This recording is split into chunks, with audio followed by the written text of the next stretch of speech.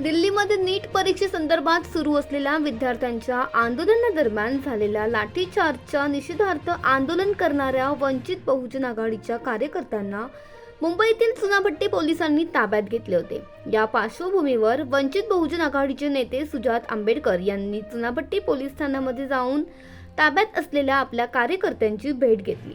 यावेळी उपस्थित कार्यकर्त्यांनी सांगितले की विद्यार्थ्यांवर झालेला लाठीचार्ज हा निषेधार्ह असून विद्यार्थ्यांच्या लोकशाही मार्गाने सुरू असलेल्या आंदोलनाला दडपण्याचा प्रयत्न काही योग्य नाही। विद्यार्थ्यांवर कोणत्याही परिस्थितीत अन्याय होऊ देणार नाही अशी भूमिका यावेळी त्यांनी व्यक्त केली। तसेच आंदोलनामध्ये सहभागी कार्यकर्त्यांना कायदेशीर मदत मिळावी यासाठी वंचित बहुजन आघाडीचे वकील त्यांच्या पाठीशी असल्याचेही कार्यकर्त्यांनी सांगितले। विद्यार्थ्यांच्या हक्कांसाठी वंचित बहुजन आघाडी कायम ठामपणे उभी राहील असा विश्वासही त्यांनी व्यक्त केला।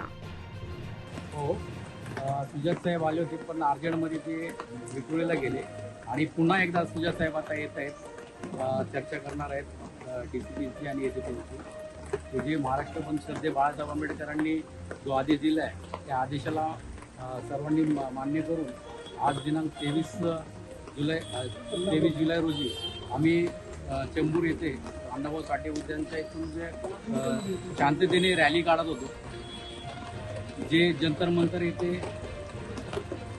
विद्यार्थ्यांवरती जे लाठीचार्ज झाला त्याच्या निषेधामध्ये वंचित बहुजन आघाडी चेंबूरच्या वतीने मित्र कार्यकर्त्यांच्या वतीने आम्ही पोलिसांचं आवाहन करत होतो आणि पोलिसांनी जबरदस्तीने आणि तानाशाही करून सगळ्या कार्यकर्त्यांना आम्हाला इथं घेऊन आले, अटक केलेलं आहे।